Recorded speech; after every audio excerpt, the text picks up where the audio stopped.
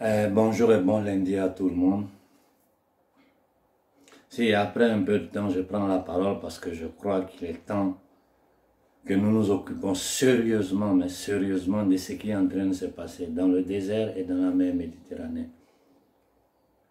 Chaque jour que Dieu fait, des Africains meurent dans la mer Méditerranée, dans la tentative de traverser vers l'Europe. Je dis bien chaque jour. Et je vous dis que tout est caché parce que les médias occidentaux ne veulent pas que la société civile occidentale se rende compte de ce qui, c'est-à-dire du génocide de jeunes Africains qui est en train de se passer dans la mer Méditerranée. Chaque jour, il y a des gens qui meurent. Je prends la parole parce que moi, certaines questions, je n'arrive pas à donner des réponses. Donc, je viens ici discuter avec vous. Mais vous, là, les parents de ces enfants, vous mettez des enfants au monde. Vous souffrez dans la misère de l'Afrique, là, jusqu'à ce qu'ils aient 20 ans, 25 ans. Hein? Vous les laissez prendre ce chemin, ce chemin de la mort, la traversée du Sahara, hein, avec tout ce qui comporte, tous les risques qu'il y a dedans, tout ce qu'ils subissent en Libye, qui n'est plus un pays, mais c'est un no man's land, hein, pour traverser. Et puis ceux qui arrivent à survivre, quand ils arrivent ici, là, ce qu'ils vous disent là-bas, ils mentent. Ils sont enfermés dans des camps de concentration. Ils sont enfermés dans des camps de concentration. Et tout le monde mange sur les dos. Les coopératives qui gèrent ces camps de concentration mangent. Le gouvernement mange. Hein? Les politiciens surfent là-dessus pour monter la société civile contre les étrangers. Et ils n'ont aucun avenir. Ici en Europe, les Blancs n'ont plus de travail. Ici, ils n'ont pas de travail. Ils sont tous au chômage. Vous venez, vous allez faire quoi ici? Vous allez faire quoi ici? Demandez aux anciens comme nous qui sommes sur le terrain ici. Là. Beaucoup n'ont même pas où dormir. Après 30 ans ici en Europe, c'est débrouillé dans des conditions de vie. Mais ce n'est pas possible. Je ne parle même pas de l'humiliation qu'il y a derrière ça. Quand tu prends la télévision mainstream, ce qu'ils disent, et ça c'est la pointe de l'iceberg qu'ils disent. La réalité des morts, de tout ce qui arrive là. C'est tellement grave que les gens cachent ça. Mais ne faites pas des enfants. Si quelqu'un doit faire des enfants, pour le faire, pour le nourrir, jusqu'à ce qu'il arrive à un certain âge, beaucoup même ont étudié dedans. Pour aller mourir, pour être le repas des requins, ce n'est pas la peine. Ce n'est pas la peine. Donc j'ai dit à toutes les télévisions dites panafricaines, à commencer par Afrique Média, Afrique Actu, Tivou panafricaniste, tous ceux qui se disent panafricains, de commencer une campagne de sensibilisation pour empêcher, hein, pour faire arrêter ce génocide de la jeunesse africaine. Ça suffit comme ça. Mais pendant que nous sommes là, les Africains sont en train de mourir, ils sont dans des conditions délabrées partout dans le monde. Ce que vous appelez politiciens, que moi j'appelle gardiens des camps de concentration, parce que pour moi, l'Afrique n'est rien d'autre qu'un camp de concentration, excusez-moi. J'ai besoin d'une pochette pour mes yeux, quand je vais trouver ça plus tard. L'Afrique est un camp de concentration. Ce que vous appelez présidents sont les gardiens de ces camps de concentration. Ce n'est rien d'autre. Et d'ailleurs, même, j'ai décidé même de ne même plus les attaquer. Parce que ça ne sert à rien d'attaquer ces gens-là. Ça ne sert à rien. Ils ne peuvent rien. Regardez ce que la RCA est en train de subir par la France. Regardez, un criminel comme Bozizé, qui normalement doit être à la cour pénale, il est là à la frontière avec toute une série de groupes de rébellion pilotés, financés, qui ont la logistique des services secrets français et occidentaux. Pour renverser Touadéra et pour prendre contrôle des richesses du pays. C'est tout, ce n'est pas autre chose. Touadéra lui-même, tu commences à nous fatiguer. Ça, il faut que je te le dise sincèrement. Tu sais que tu ne peux pas faire marche arrière. Si tu fais marche arrière, ils vont te tuer. Ça, ils vont attendre, même si tu te lèves demain, tu dis, je ferme les Russes, je vais avec eux. Après un peu de temps, ils vont t'éliminer. Ceux-là, ils ne pardonnent pas. C'est en ce moment, monsieur le président Touadéra, parce que tu es peut-être le seul président en Afrique. Tout le reste, là, c'est encore des enclos coloniaux.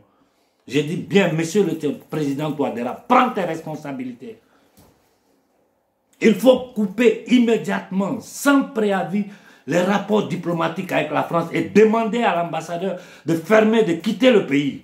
Demandez le départ immédiat des troupes françaises de ton pays. C'est chez toi. C'est la Centrafrique qui appartient aux Centrafricains. La Centrafrique appartient aux Africains, non aux envahisseurs occidentaux. Après tout ce que vous avez subi, de quelle diplomatie? Tu as la protection des Russes. Jette les Français dehors. Regarde tout ce qu'ils sont en train de créer sur le plan économique pour asphyxier ton pays. Regarde ce qu'ils sont en train de te faire. Regarde comme ils vont aux Nations Unies pour chercher l'appui des autres puissances occidentales pour isoler la Centrafrique. Et puis, ils vont t'attaquer par tous les moyens. En guerre comme en guerre. Où nous sommes arrivés là, il n'y a plus de demi-mesure. Fous la France dehors. Et j'ai dit à la jeunesse centrafricaine, vous n'êtes pas fatigués? Depuis combien de décennies vous êtes dans la souffrance, dans la misère, dans la guerre? Vous n'avez jamais pu avoir une minute de paix. Des générations et des générations qui ont grandi, qui n'ont connu que la misère, la guerre, la désolation. Aujourd'hui, il y a cette possibilité. Vous êtes assis, vous regardez Touadéra. C'est lui qui va tout faire. Vous êtes assis dans les bars, vous faites la belle vie. Voilà, des nègres, des esclaves qui sont heureux de leurs conditions d'esclaves. Non! Vous devez vous lever. Vous devez vous lever, vous jeunesse centrafricains. Vous devez vous lever et mettre à terre tous les intérêts français sur vos terres. Tout, je dis bien tout. Il faut une double action. Ces gens-là, il faut les contrecarrer. Si nous ne contrecarrons pas, nous ne pouvons rien. Parce qu'en ce moment où je vous parle, la cellule Afrique de l'Élysée est en train de mijoter. Ils sont toujours en train de... Ils ont un plan A, B, C, D. Si ça ne marche pas, ils voient que les Africains ont déjoué ça. Ils vont créer un autre. Donc, il n'y a pas d'espace de discussion. Nous sommes en guerre. Notre peuple est en condition d'esclavage depuis 600 ans. Jeunesse centrafricaine, peuple centrafricain, qu'est-ce que vous voulez faire? Vous voulez vous asseoir pour attendre qu'il y ait la zizanie dans votre pays, et puis après fuir, prendre les bateaux, venir en Europe ici, faire encore les esclaves? Ou bien vous voulez vous lever pour aider le président Touadéra à attaquer les intérêts de la France? Demander, c'est-à-dire, avant même que le président n'agisse là, c'est la population qui doit demander le départ de la France. Ce qu'ils appellent sentiment anti-français, c'est normal. Même si nous faisons la différence entre l'élite criminelle sataniste française et le peuple de France, mais le sentiment anti-français est normal. Le peuple français était là quand ils ont élaboré le code noir. Qu'est-ce qu'ils ont fait pour contre ça? Arrêtez de nous dire des bêtises là. Arrêtez de jouer, de tenter de jouer au football dans notre cerveau. L'Africain d'aujourd'hui n'est plus celui d'il y a 20, 30, 40 ans. C'est terminé ça. Ces minables qui sont assis au Mali, non seulement ces militaires sont des minables, des misérables, des indignes, des gens qui sont là, ils font semblant de diplomatie avec des négriers, vous allez faire diplomatie quoi?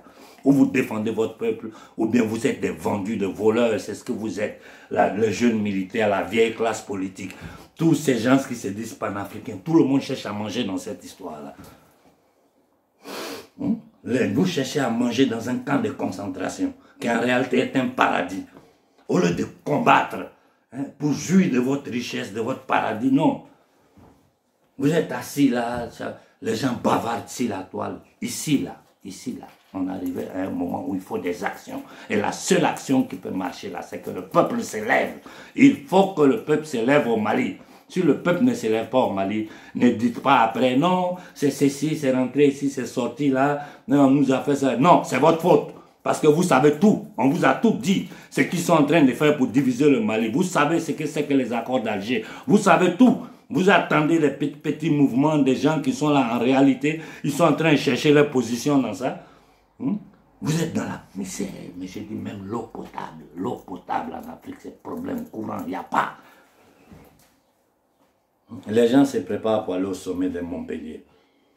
Mais est-ce que vous voyez comment ils se foutent de nous? C'est-à-dire, Macron ne peut jamais appeler Konaré, Gucci, Moizoulou, Donald pour dire va s'asseoir pour parler. Parce qu'il sait que c'est la fin de la France-Afrique. Ils vont choisir des nègres de salon dont ils ont formaté le cerveau, qui font tous partie des officines maçonniques occidentales.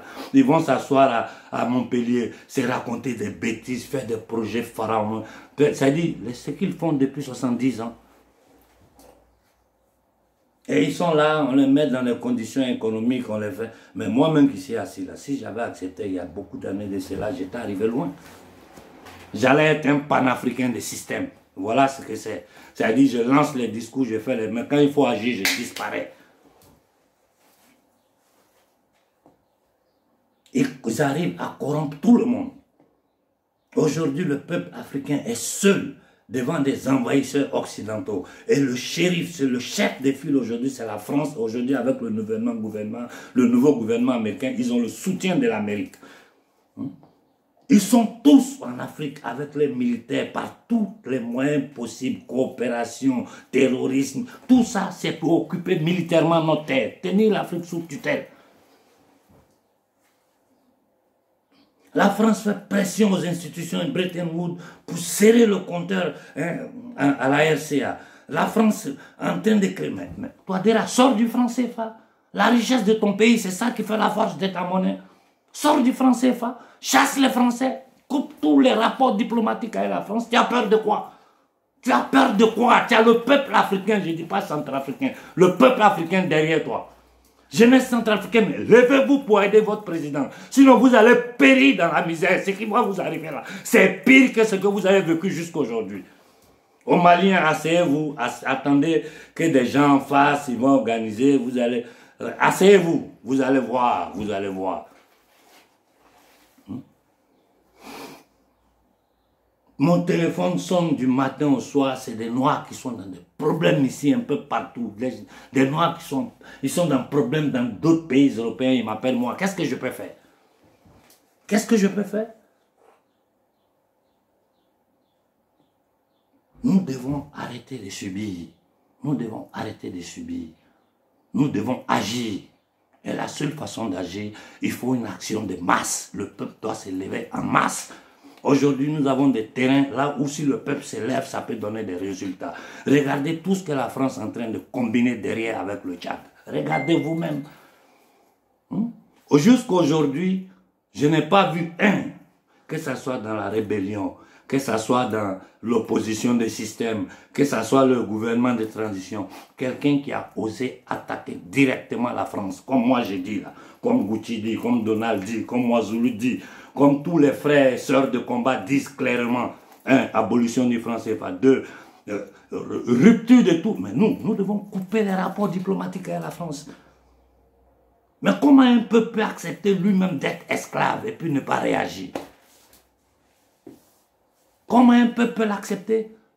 Un peuple qui accepte lui-même d'être esclave et puis ne réagit pas.